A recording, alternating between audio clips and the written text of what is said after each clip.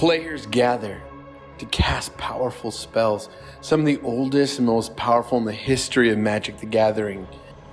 Armageddon, Urnam Djinn, Spectral Bears, and many others. Battling head-to-head in brutal combat, they all have one thing in common, and that's to hold up their legacy and the search for eternal glory.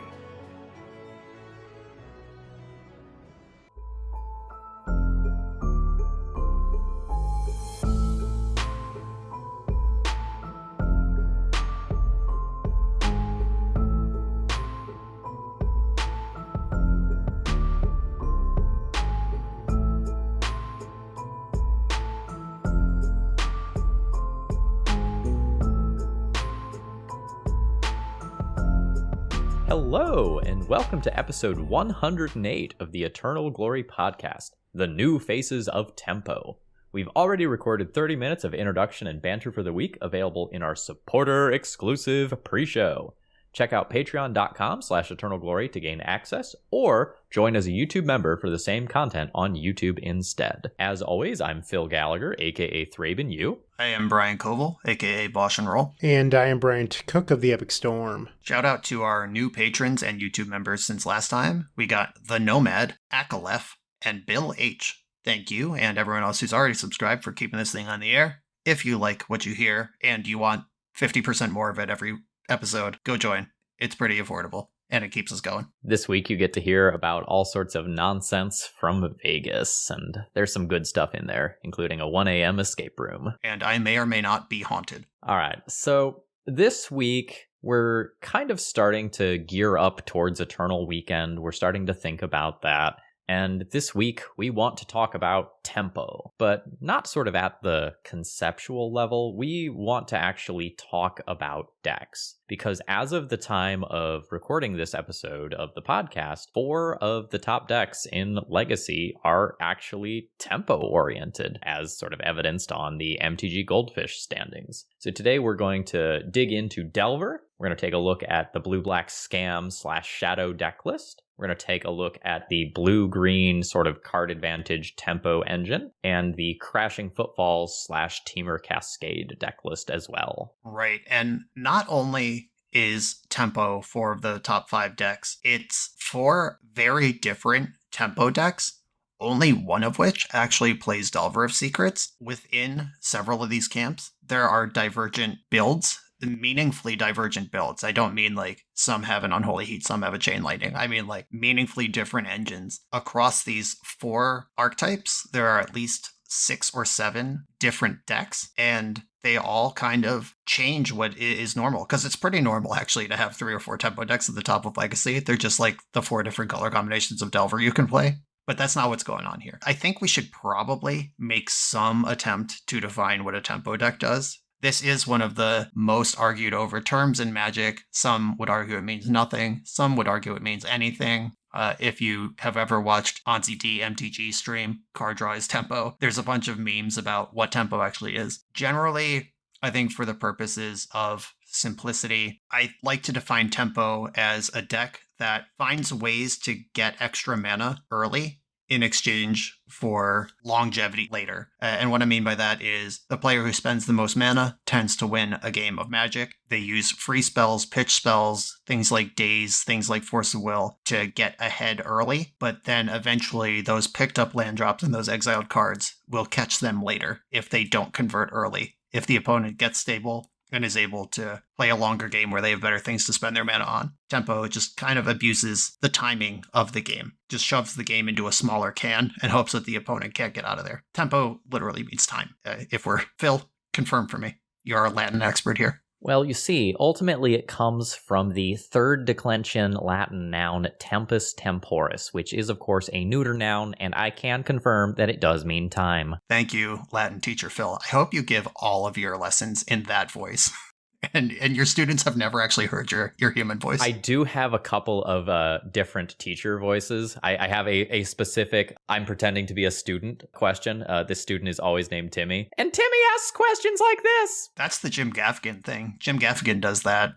He talks to himself from the position of the crowd, like makes a joke about diarrhea. And he's like, wow, this guy always has diarrhea. I sure do. And he just has conversations. So good device. It's made a successful career for that guy. Anyway, we have defined tempo both to its Latin root and how it applies to Magic. Okay, carry on, Phil. You were about to talk about Delver of Secrets, was it? Yeah, let's go ahead and talk about our good friend Grixis Delver. Delver, for, I don't know, the past 10 years or so, has generally speaking been the top deck in Legacy. And after the printing of Orcish Bowmaster, the Delver decks have primarily shifted into Grixis colors. But of the sort of tempo decks here, Grixis Delver is the only one that is still like doing the true Delver game of playing the actual card Delver of Secrets. And even within these Grixis decks, the Delvers aren't guaranteed to be a 4 of anymore.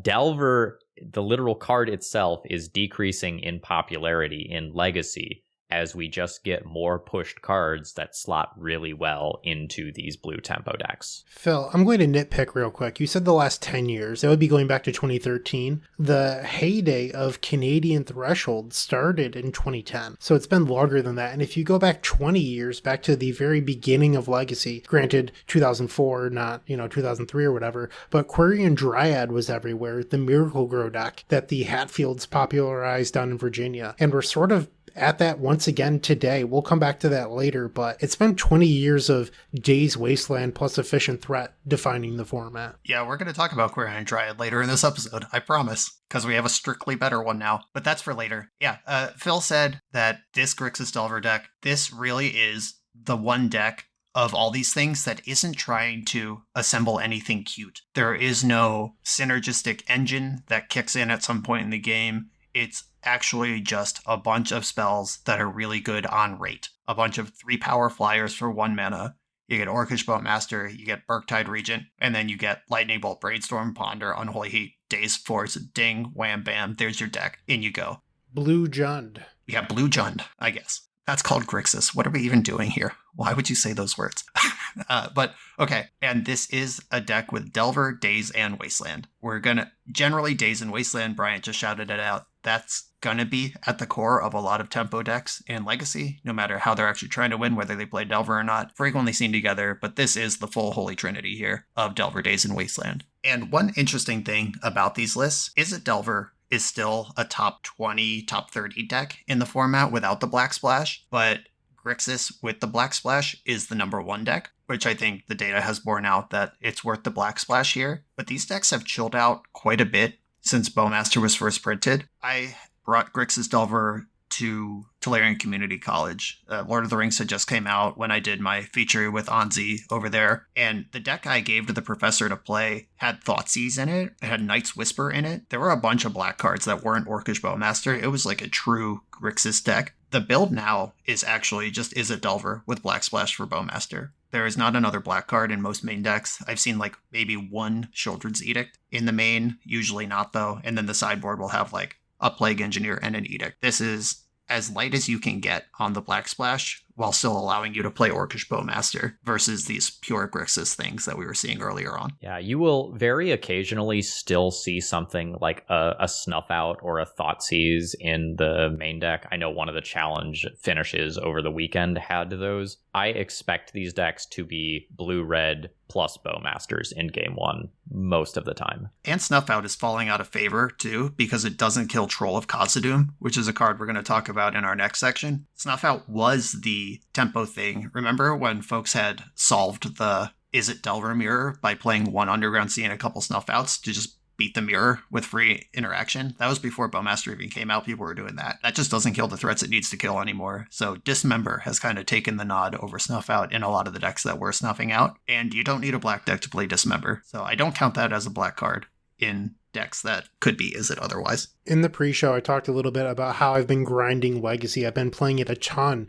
And since the release of Wilds of Eldraine, I've been playing tons of Beseech the Mirror combo, and I track all of my data. Somebody asked me about Delver matchups the other day, so I decided to dig into my Delver numbers. And I was like, oh, I have faced the Rug Delver deck with Questing Dryad 11 times. And I was like, I wonder how many times I faced Grixis. A fat 0. In leagues right now, it is all the Rug Tempo deck. And then I was combing through the Legacy Challenge results from this past weekend. First place, third place, eighth place, all Grixis Delver. And I was just like, wow, what a disparity between leagues and the challenges between Grixis and this Rug build right now. And I just thought that was a pretty interesting thing, and why not share it? Yeah, I agree. I can't remember the last time I actually paired into Grixis Delver in a league, but this is a thing that always happens. Like, you just play against like Reanimator 3 times in a league, and then it doesn't show up in challenges because it doesn't hold up in Swiss tournaments. Like, leagues are where people are trying the new stuff, which is the Rug deck, and challenges is where they dedicate their weekend to winning matches, which is what you do with the Grixis deck. And I'm not saying Rug can't catch up. I actually have something really exciting I want to talk about a little bit when we get to the blue-green tempo decks. But yeah, Grixis, it's tried and true. When it's time to stop messing around and stop experimenting and you got a tournament to win, go to the known thing that is successful. The next thing we're going to talk about is the Scam deck list. And this non-intuitive name refers to pitching Grief and then reanimating it or otherwise bringing it back. And this Scam package is seeing tons of legacy play. You will see it in combo decks, you will see it in tempo decks, you will see it in these sort of black prison, Chalice of the Void style decks. It is becoming one of the better things to do, like one of the better packages that exists in Legacy, rather than something fringe that you sometimes see. Yep, and this is a Days Wasteland deck. However, it's not a Delver deck, and there are 2 different builds here. Dimir Shadow uses Troll of Khazad-dûm and Reanimate to reduce its life total quickly to get a big Death Shadow going, and then it's backed by 4 Thoughtseize and the cheap permission we expect, the Daze the Force of Will. Meanwhile, Dimir Scam, which, if you're looking for these lists on MTG Goldfish, they're sometimes categorized as Dimir Aggro or just as UB. These can be hard to find specifically. It doesn't play Shadow. Instead, it has 4 Grief, which ups the cheap disruption and doubles your payoffs for Reanimate. And these are 2 meaningfully different decks. Orcish Bowmaster and Murktide Regent are in both, of course. And if you want to hear more about this, episode 106 was in Grief's Shadow. If you missed that one, we talk about Grief a lot and what it's done to formats and the decks that are built around it. You can check that out. But this is one of the things I was talking about at the top of the episode. We have Dimir Tempo, which I think it's really impressive that there are 2 equally viable and meaningfully different shells using the same 2 colors and many of the same cards. It actually sort of presents some interesting gameplay patterns when you're on the other side of the table, because sometimes in the early turns you can't always tell these 2 decks apart, so you sometimes don't know how valuable is this Swords to Plowshares. Do I need to save this later for X creature or Y creature, or do I just blow this on the Bowmaster right now? I don't know that I personally have enough reps in with both of them to give you the detailed breakdown of like, okay, this is how I approach this matchup if it's this one versus this one. But I definitely have thought I identified the deck correctly, and then I got caught off guard by something a few times. Yeah, one of the biggest spots where it matters to know what you're playing against is chip damage. Like, if you have your own Orcish Bowmaster, or if you have a Dragon's Rage Channeler without Delirium,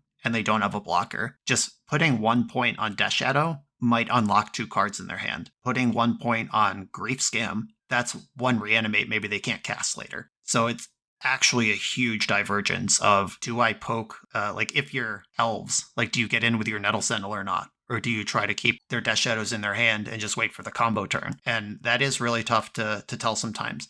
It seems like lists have mostly settled down to they have Grief or they have Shadow. There was a time, and maybe even just a month ago when we did that in Grief Shadow episode, I think we were talking about Grief Scam in Death Shadow decks. And it seems like they've diverged and kind of settled into, if you see a Grief, you might not have to worry about Shadow, or at least on the numbers. I mean, maybe some Maniac's still out there doing all of it, but on the numbers, if you see Grief, you don't have to worry about Shadow. If you see Shadow, you don't have to worry about Grief. But if you see Shadow, they're going to have 4 Thoughtseize, so your hand still isn't safe. It's just maybe you don't need to bring in your dedicated graveyard hate because they're only doing it with 4 cards rather than 8. And one of the subtle other difference between them that I've found, and I'm not saying this is true for every list, but it's just something subtle that I've noticed. The Dimir Scam deck tends to have Mystic Sanctuary. Most of the Shadow decks, in my experience, do not play the Sanctuary because they're playing an extra basic swamp or something like that. So out of Scam, I tend to respect the Mystic Sanctuary as a combo player, just because I have to think, oh, do they have the ability to get back a force here? Well, I like the Mystic Sanctuary in the Scam deck specifically because that's your end game with Sauron's Ransom,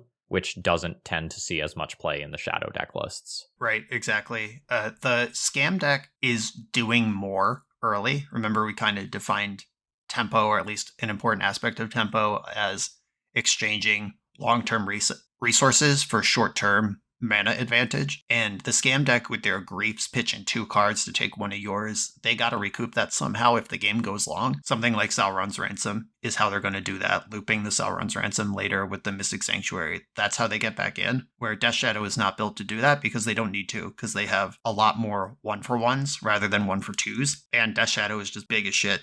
It's going to get you if you're not ready for it. That's their plan to win. Also, Watery Grave. That's probably the easiest way to tell because the Scam deck is not trying to kill itself. It doesn't need to do that. It actively doesn't want to because it's based on Reanimate. A Death Shadow player will usually fetch a Watery Grave early, even if they don't cast a spell with it. That's probably actually the biggest one that we should have led with. If you see Watery Grave, they're Shadow. If you don't, they're Scam. I would like to say I have experienced a couple times a Shadow player getting Underground Sea early, reanimating Troll, and going, that's enough. Just because that is such a large life total chunk. I mean, it doesn't allow you to directly cast the Death Shadow, but a fetch land or a force will allows that shadow to get on the board, and maybe you don't need that extra damage from your land or whatever. Yeah, just briefly talking about this idea, I have played an unhealthy amount of the Troll in decks of questionable legacy playability in many cases. The life loss that you lose from Reanimate is very scary. You know, you're looking at roughly a third of your life total. Like, you have an amazing evasive threat in play. Every once in a while, you'll just be staring down, like, turn 1 Dragon Rage Channeler, turn 2 Dragon Rage Channeler Ponder, and now you wonder whether or not the creature that you've reanimated is actually going to be fast enough. And I've had a lot of legacy games decided very quickly, one way or another, after the reanimate. Like, you can definitely feel that life total loss so hard in current legacy. Yeah, I played a bit of a brew. It wasn't, meant to break the metagame. It was Scam Shadow, Mono Black Scam Shadow on my channel. One of the things that I quickly learned, like 2 matches in, was that the deck can reduce its life total super low, super quick, but it only has 4 shadows. It has no ponders or brainstorms to find them because we're mono black. If you don't have a shadow to pay out your life loss, then you just don't have much life to play the game with. And when you're playing cards like Shocklands and Hatred was in that deck, by the way. Count it. Go watch that one. Wild shit. 4 copies of Underworld Connections, which drains you out every upkeep for resources. Like this, you can't just fill your deck with stuff like that. Controlling your life total is important. I have both decks up, by the way. The blue-black Scam deck has 4 Underground Seas, and then 1 of each basic and a Mystic Sanctuary. The Death Shadow deck has 3 Watery Grave, 1 of each basic, 2 Underground Sea. So if you see a 3rd Underground Sea, you know where you are. Maybe that the game will be late by that point, but if we're playing late into the game anyway, that means they haven't successfully scammed us out. They haven't successfully tempoed a giant creature out quickly. So if it's turn 3, turn 4, and you're not sure what you're playing against yet, look at the mana. Just a quick aside while we're still talking about the Troll. A little piece of technology that I think is cool is these various cycle creatures that go directly to your graveyard work really well at fueling Mausoleum Secrets. This is 1 and a black. Search your library for a black card with converted mana costs less than or equal to the number of creature cards in your graveyard. Reveal it, put it into your hand, and then shuffle. So I recently used that as a way to tutor up pieces of like the Witherbloom Apprentice combo. I wonder if something like your mono black Shadow deck list would want that as more effective copies of Shadow. Yeah, it's probably better than Hatred. I just shouted that out as a more exciting card, but oh boy, that card is not legacy playable. Let's move on to sort of the Simic side of the equation. Let's start talking about these blue-green X card advantage tempo shells that have been popping up. Yeah, so historically, when the Days Wasteland decks get a recurring source of card advantage, the format breaks. And people are always trying to figure that out. When Expressive Iteration got banned, we saw people trying stuff like Reckless Impulse or Chart a Course, Predict. People are chasing that high of really good card advantage in a tempo shell. Some examples of when it went wrong. Expressive Iteration, just mentioned that one. Dreadhorde Arcanist, Renin 6, Ragavan, Oko. Remember all that stuff. Deathrite Shaman's not literally card advantage, but it's mana advantage. And I guess if you count Deathrite Shaman as a shock every turn, like there's just an extra shock in your hand every turn, it can kind of feel like card advantage. I don't know. That one's banned too. But that's the sort of thing we're talking about. And there's currently 2 different reasonable card advantage engines that fit into blue-green tempo shells. And the first one, Bryant mentioned the inspiration already, Questing Druid, based on Quirion Dryad, which was the original Xerox cantrip Miracle Grow win con. Questing Druid is 1 and a green for a 1/1 humid druid. For its instant ability, it has Seek the Beast, which is an instant adventure. Exile the top 2 cards of your library.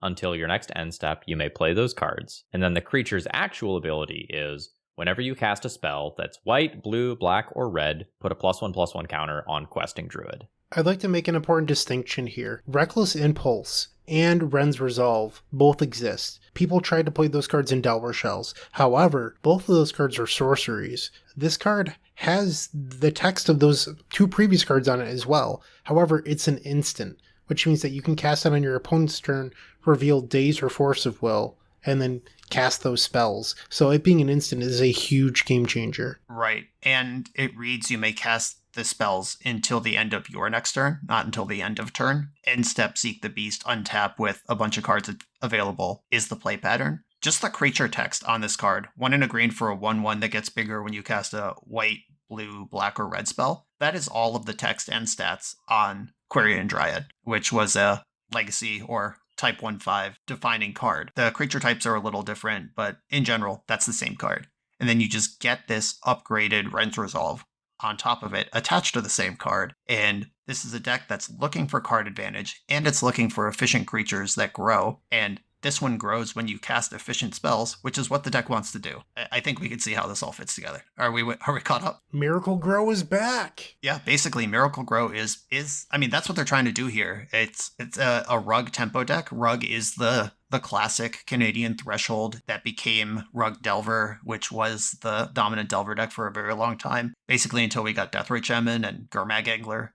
That's when bugs started to become reasonable instead. The Seek the Beast, the adventure on Questing Druid, costing 1R, means that you do have to be Rug though, or at least Rug, because obviously the blue cards are required for the shell, and then the 2 parts of the Questing Druid are green and red. So you are locked into Rug/Teamer if you want to play this engine. This is one of those times where I randomly have not meaningfully played against this card at all. I've seen my opponents cast it exactly once, and I killed them the next turn. So I have 0 data on this card. How has this card felt from the other side of the table? It is a polarizing situation. It is not Expressive Iteration. It doesn't feel like that. Sometimes I see my opponent exile a land and a Force of Will, and they make their land drop, the Force of Will just burns off, and they pass the turn with a 1/1 in play. But whatever. Sometimes they exile like Lightning Bolt Ponder, and they spend their turn pondering and lightning bolting instead of playing the creature. That's another weird thing that I mentioned in my videos, because when your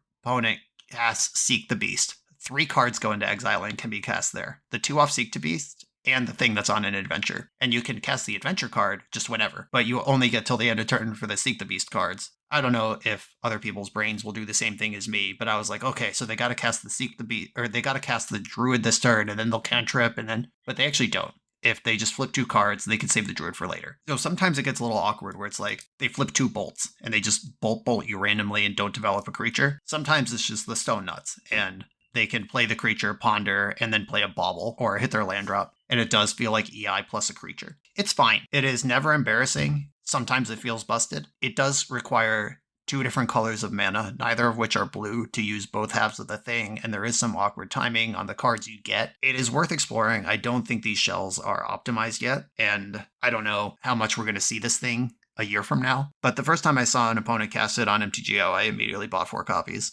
for paper play. I was like, oh yeah, this is worth having in the Legacy stable. It is over that bar pretty easily. So does this feel like maybe a Sprite Dragon in terms of power level? I think it's better than Sprite Dragon, but it's a lot worse than Expressive Iteration, which is a pretty big gap. I also think it's worse than the card we're going to talk about next. It depends on what colors you want to be in, because we'll get into that in a minute. I'll circle back to this point when we talk about our next thing, but I do think the Druid is over the bar of playability. I don't know that this is the correct way to build tempo, which is the problem. I'm going to give a slightly different opinion here. I think the card has been impressive most of the times that I've seen it. One of the problems with these sort of effects in the past, and we've had tons of them throughout Magic's history. Obviously, we've had Quirion Dryad, the original, back in Plane Shift, but we've also had like Vinelasher Kudzu, the one that gets bigger with lands, and they've tried these effects throughout history, and they've always had the same issue, which is you draw this card late game and it's such a dud. And I think they've actually fixed that problem.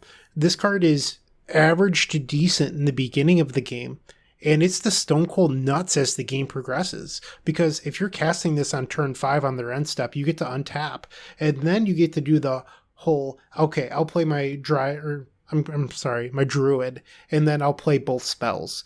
And that's not something you ever got to do with Quirion Dryad. That was a spell that you had to play it on turn 2 and then play all your cantrips. And that's not really the case here.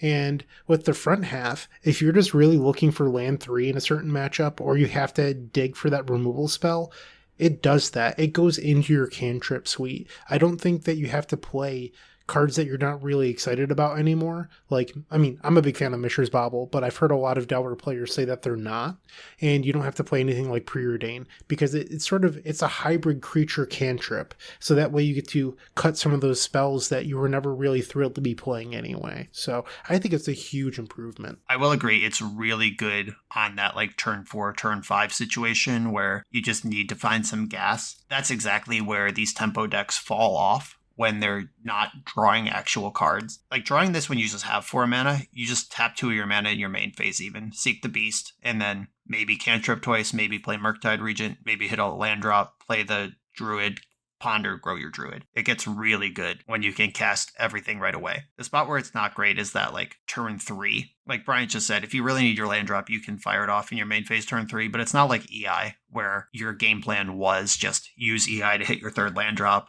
You're up a card in your hand forever. The awkward timing does hurt you a bit in the early game. Though I've also played lots of games where my opponent just seeks the beast, casts the cards that they cast now, and that questing Druid is just on an adventure for 3 or 4 turns until they're ready for it. In which case it kind of feels like Lurrus.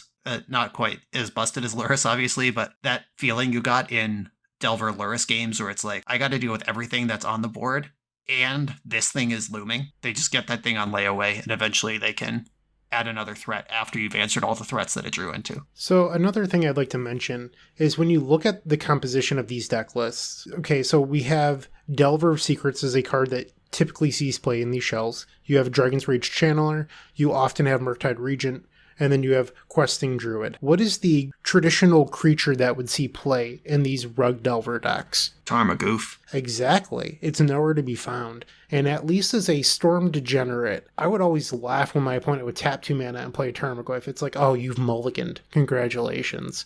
Oh, nice Curd Ape. This card is not textless, so you have more opportunities in almost every matchup to be more live. And I think that's a significant difference. I'm not saying it's a huge upgrade, but you're no longer playing Curd Ape in some matchups. Like, it's just a more flexible card. Yep. I mean, on the flip side, though, it's a lot slower to bash for 7 or 6 or whatever. Like, Tarmogoyf in some matchups is Curd Ape, and in some matchups, it's just Moat plus Lava Axe. And I've died to a lot of just like, oh shit, that's a 4/5. I can't kill that.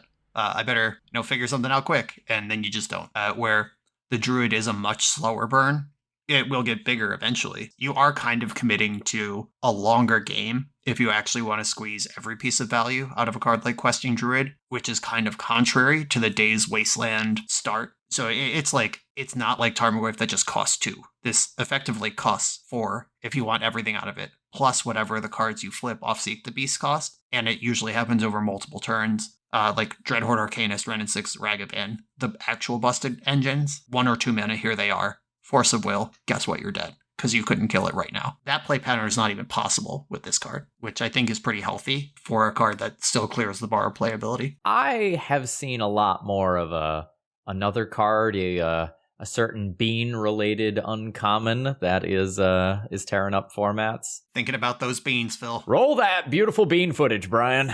It's been rolling in my head for the last 3-4 weeks, however long we've had this card. Oh boy, do I love Up the Beanstalk. I love this card because it's playable in control decks, because you're willing to go long, and, when your Terminus and your Force of Will starts cantripping, it's beautiful. And it's also good in these tempo decks, because let me tell you, your Murktide Regents and Hooting Mandrills, oh yeah, Hooting Mandrills is back. When those start cantripping, that feels really good. And when you can rebuy some cards and get that card advantage to make up for the fact that you yeeted a bunch of cards into your graveyard early to fuel your delve cards, or you aggressively wastelanded and forced early on in the game, you have a good end game card advantage engine in your tempo deck at the cost of playing a handful of enchantments. I have a question, and I asked this to Brian last week because I'll be honest, I'm sort of uneducated on this topic. So if you're playing Up the Beanstalk, a card that wants high mana value spells in your deck, what is your ideal number of cards that triggers this? Because I saw some lists floating around that had 3 Murktide Regent, which automatically made me take it back. I was like, wow, only 3. And then they had 3 of the Hooting Mandrills and 4 Force of Will. Is 10 cards enough to make it worthwhile to play Beanstalk? But then, I understand there's other advantages to playing this card. Obviously, it helps with Delirium. But how often are you expecting this card to trigger once it's in play? So the thing is, since it draws a card when it enters the battlefield in the first place, as soon as you draw off of it the first time by casting a spell, you start getting ahead. And it feels like cheating once you draw the second card off of it. And especially considering that the Up the Beanstalks are cumulative, that card is not legendary or anything like that. So later on in the game, you can play a Force of Will that double cantrips. It doesn't take a lot. 10 is probably the number that I would be comfortable with. I've got a deck list up right now that's 3 Murktide, 2 Mandrills, 4 Force of Will, and 1 Magmatic Sinkhole. That's a throwback. That's 5 in a red for an instant with Delve. It deals 5 damage to target creature or planeswalker. I played that list, and Magmatic Sinkhole still sucks ass, but it does trigger the Beanstalk. And Phil hit the point on the head, which is this thing cantrips on the way in. If it didn't, I think this card would be very close to unplayable, but the fact it just replaces itself instantaneously, and then the first spell you cast into it, you're moving ahead. I posted a screenshot on Twitter earlier this week where I was Force of Willing something, and I triggered 4 Beanstalks and just drew 4 cards. That is unreasonable. If you're drawing 1 card, when you draw the first card, you're happy. When you draw the second card, you're going nuts. And if you have 2 Beanstalks, that just scales so much faster. I actually had a league where I was concerned about decking myself because I had 3 Beanstalks in play and 16 cards in my deck, and all of my Murktide Regents were still in those 16 cards. And I was like, well, I hope I only need 1 of these to win the game with. Even Force to Protect It might deck me, which is a crazy place to get to in a tempo Murktide Regent deck. So going over to the control side briefly, I 5-0'd with a Bean control deck list, and I believe I had 11 things that could cantrip off of it. That's 11 things that could, and I'm counting 4 copy of Lorien Revealed, which I don't intend to cast for the full 5 mana most of the time. Turns out that getting an island for 1 mana and shuffling your Ponder or Brainstorm is just good enough. That's fine, I guess, but if I'm registering a Beanstalk control deck, I am absolutely counting my Lorien Revealeds in my 5 mana spells. They're also lands. I consider the lands as the flavor text, and draw 3 to 7 cards is the actual text on that one. Phil has never cast Tidings, and it shows.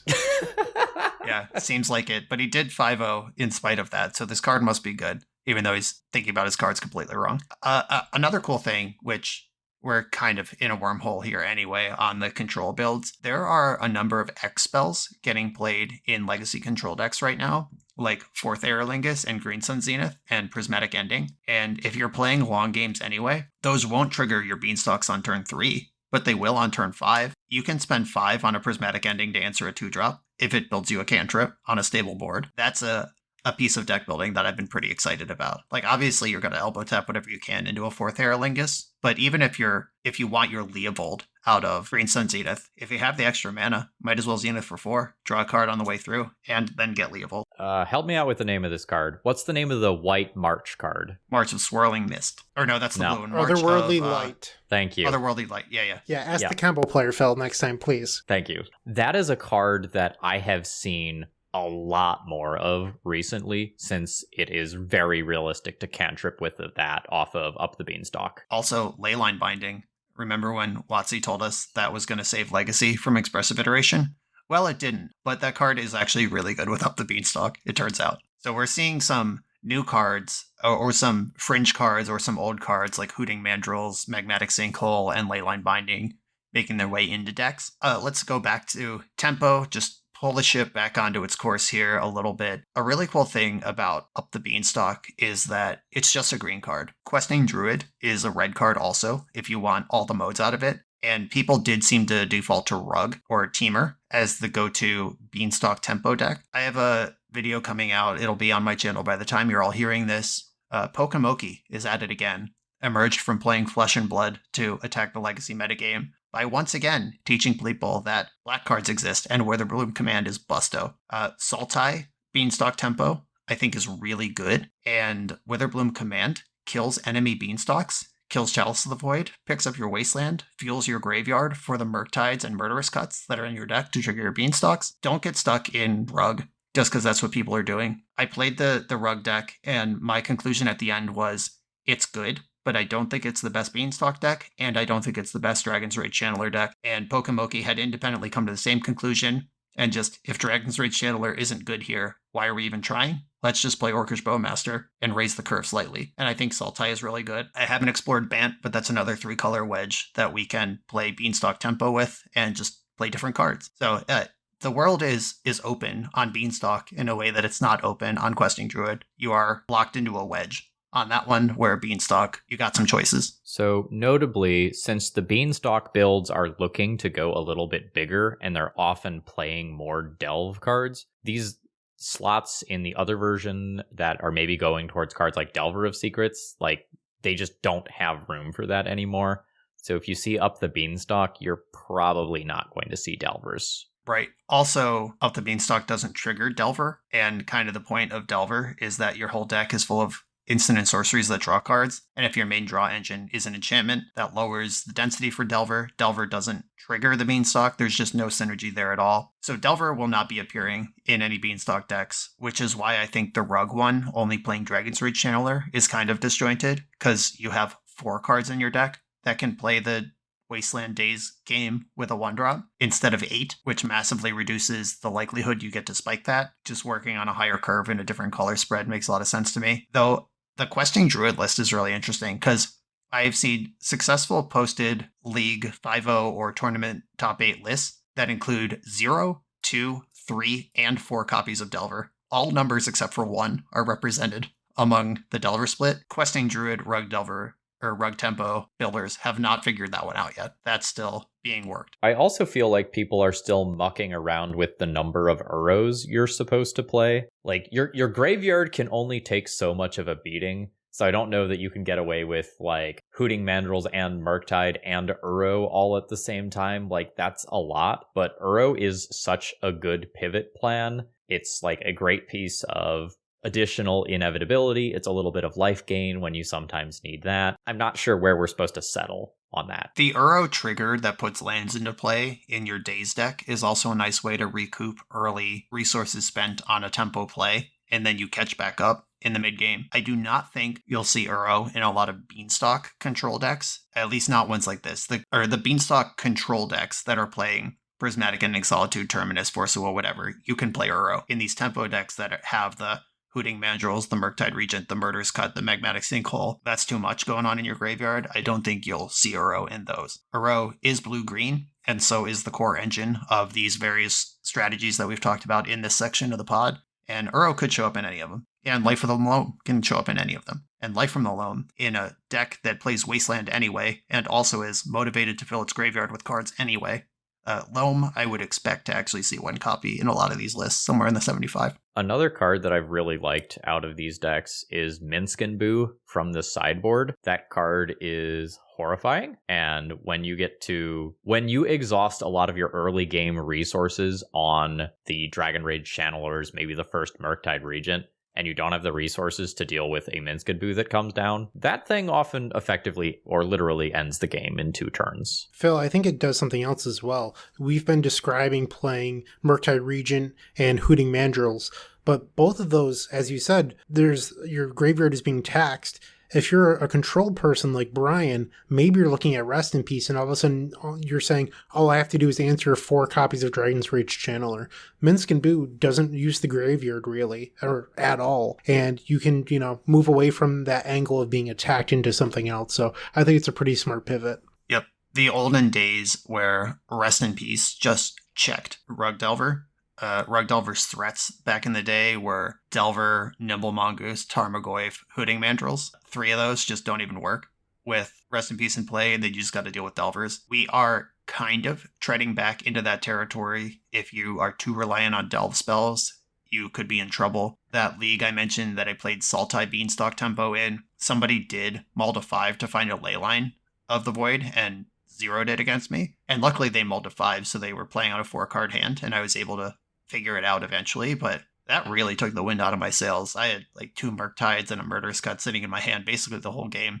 And if they had done anything more than they did, if they had kept that same hand down at 7, I probably don't win that game. So make sure you respect that at least a little bit with some of the threats in your deck. Earlier, I talked a lot about how the leagues were saturated with this Rug Tempo deck. They're also very, very saturated with the Black Prison deck featuring Beseech the Mirror. And that deck has 4 main deck copies of Leyline of the Void on top of Dauthi Voidwalker. So that's 8 ways to clear the graveyard of this Rug Tempo deck. So, I mean, those effects are still out there, even if they're not Rest in Peace. Right, and back in the Rug Delver heyday, there were decks that played like Rest in Peace plus Energy Field as just hard control, and then they combo killed you eventually with Helm of Obedience in this like Enlightened Tutor package. That was a smart meta choice based on how the attacking decks of the age actually attacked. If this black deck is going to be out there and people like it, if Phil keeps pushing his horrible propaganda to play these suspicious decks, their deck's actually good. I just don't like playing against them. If people are going to be out there doing that, at least make sure you have some answer or some way to win the game or some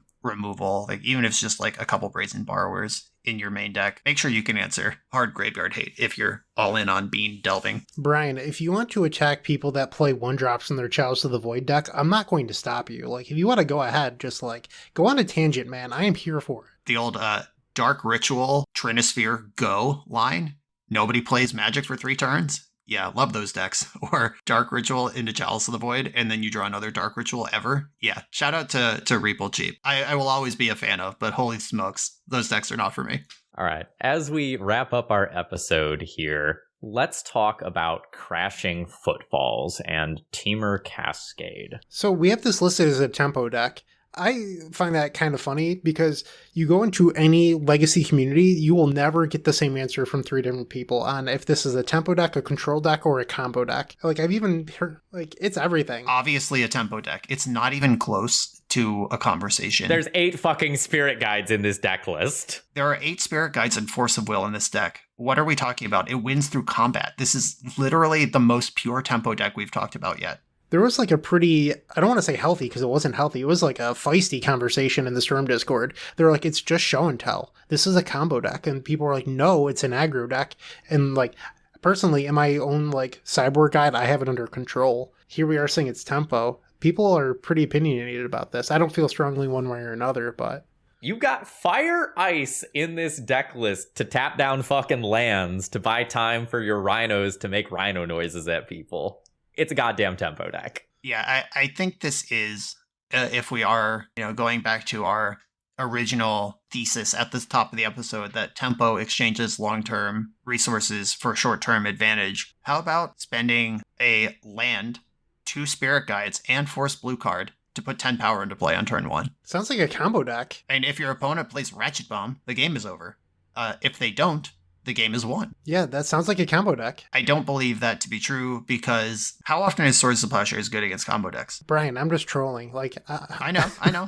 We're just potting here. I'm not mad at you. So this deck is exploitable if you counter the Rhino spell. They have just invested a bunch of resources in either a 2/2 Shardless Agent or nothing at all in the form of Violent Outburst. If the thing resolves, you could still just Prismatic Ending, and be stable, which is a 2-for-1, but still, they're not bashing you anymore. And now you're over the combo hump. You got out of the squeeze. They tried to shove the game into a little can, and you broke out of it. And now their deck is a lot worse moving forward than yours. This is, I think I said it twice already, but I think this is the purest execution of tempo that we've seen in any format for a long time. I guess Pioneer Spirits, probably a great example too.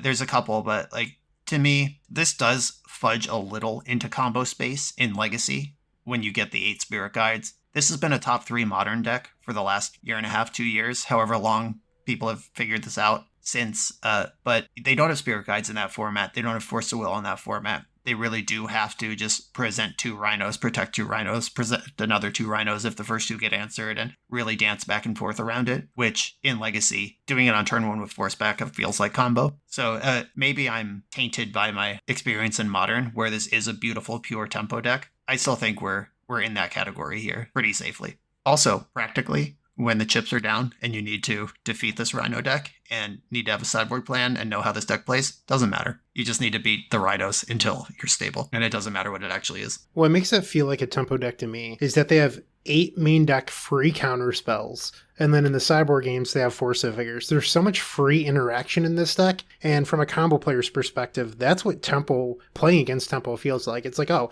it doesn't matter that they tap out because they still have, 3 free counter spells in their hand that has 5 cards in it. And this is what that deck feels like. I think the only thing that feels a little bit weird to me is that this deck also, and I'm not trying to shove another wedge in here, but it accelerates into Blood Moon in some matchups just to lock people out. I don't think it's a prison deck, but it is a really powerful axis that this deck has that the other tempo decks we've discussed so far in this episode do not have. Right. Historically, we have some precedent for this. In the past, Is It Delver builds have played Blood Moon. Many Delver decks and tempo decks have played Winter Orb.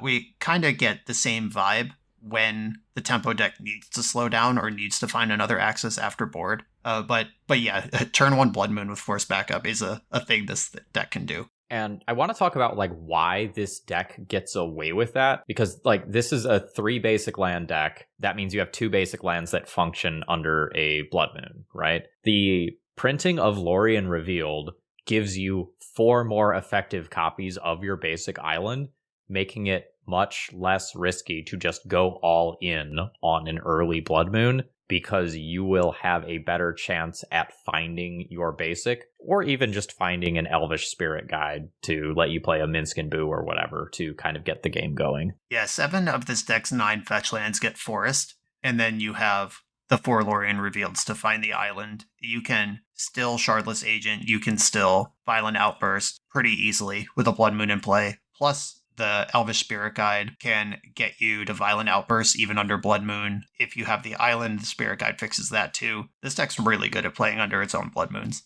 Yeah, and just going back to the free spells for a minute, deck often has Endurance in the main, additional copies in the side, and Fury is somewhat common in the sideboard as well. Even if you can't physically cast some of your spells for their full mana cost, you often still have plays. And another thing they can do in turn 1, Hull Breacher.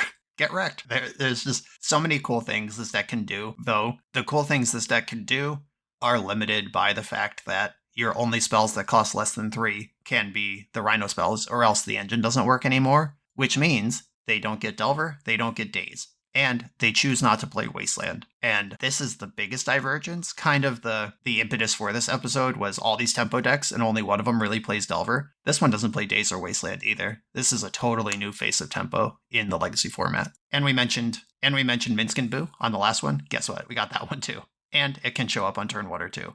This deck is really cool, and it took a while to adopt from Modern. Like I said, it's been a top 3 Modern deck for a year or 2, and it only gets better with Spirit Guides and Force of Will. This is a very cool port, and I'm happy it's around, and I'm glad Wizards keeps printing ways to diversify the established pillars of Legacy. Do you think that this build is coming more to power more recently because it's almost immune to Orcish Bowmasters? Like, Bowmasters doesn't kill your rhinos, you don't play the Cantrip Cartel, you don't play Baubles, Brainstorm Ponders, you don't play any of that. So Bowmasters is kind of, I don't want to say it's textless, like you get 2 chump blockers, but they die to Fire The Rhinos Ice. trample. It doesn't matter. A big part of this deck is that it is almost completely immune to Bowmasters. Like Bryant said, you don't get cantrips. You can't play cantrips. The closest thing to a cantrip is your Lorien Revealed, and if you're at that phase of the game, let's party. The deck plays 4 Fire Ice, which is a clean answer to Bowmaster and its friend. The pair of 4/4 tramples don't care about your 2/1/1s. This is a really clever juke on the metagame. All right, folks, so those are your faces of tempo in Legacy right now. Expect things to change a little bit more from here, as a lot of these deck lists aren't really finalized. Have your eye on these as we start trending towards Eternal Weekend.